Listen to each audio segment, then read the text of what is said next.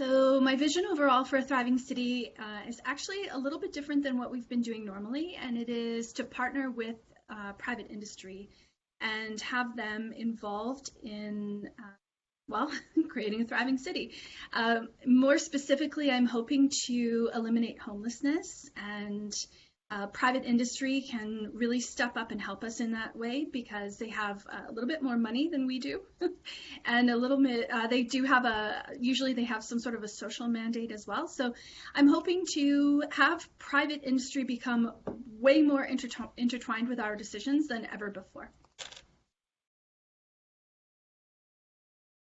So my priorities for public services in our communities is to make sure that we have efficient and effective services being offered to all citizens.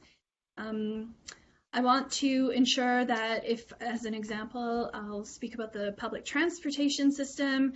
I know that there have been some changes made and they have affected some quality of life for individuals because their commutes to work have become significantly longer, and I'm concerned about that. So making sure that everybody has access to rec centers. I was happy to see that the council voted against charging for public parking and around different facilities in the city, because I think that would have just added to costs for families, which I'm not in support or favor of.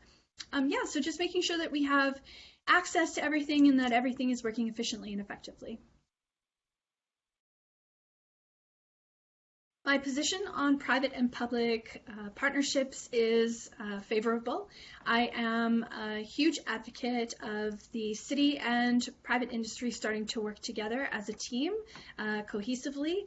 I think we will get a lot more done when we involve private not only finances and the ability for them to, they've just got a little less handcuffs on them than we do, but I think also they need to have an invested interest or a vested interest in Edmonton and assisting us with some things that we maybe struggle with because we're not as creative or we have some bureaucracy or red tape around things, but also relying on them with helping us with the homeless people, because I think that they can purchase tiny homes, they can employ individuals as well, and we just need to have conversations with them about how we can all work together as one big team.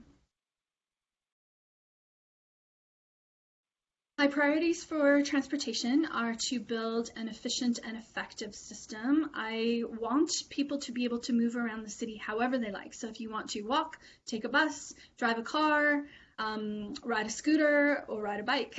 I want you to be able to get around. So I want to make sure that they are efficient and effective. I feel like I keep saying that over and over again. But it is true. I do want a system that works. So the LRT is a little disappointing for me. I'm happy there's an LRT going in, but I would have preferred to have an above ground, like a SkyTrain or a below ground. I would have preferred to do it right the first time. We do have cars on the road. We are a winter city. We need to make sure that we are also pricing things properly so that there's no debate between taking transit versus parking downtown. As an example, if the costs are too similar, then having your own mode of transportation is going to win every single time, most of the time anyway. So yeah, I hope that answered your question. I do not support the changes in campaign licensing laws. I am a fan of transparency. So for myself, I have all of my campaign donations and my expenses listed real time on my website. And I think that all candidates should do that. We have absolutely nothing to hide, or we should have nothing to hide. So for those who have been given permission to keep that information secret until a later date, I believe they don't have to report anything until March 2022. So I'm a little disappointed because we know that the UCP is planting candidates in this election and we will not know who they are until it's too late.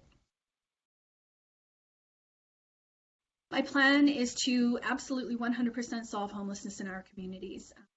And by doing that, I will work, or in order to do that, I will work with the private industry. I'm going to request that companies who have a social conscience mandate purchase tiny homes, and we will find locations around the city that are close to amenities, and transit and things like that. And we will also, the city will then offer full-time community support to these individuals. We know that we have about 2,500 homeless people in Edmonton right now.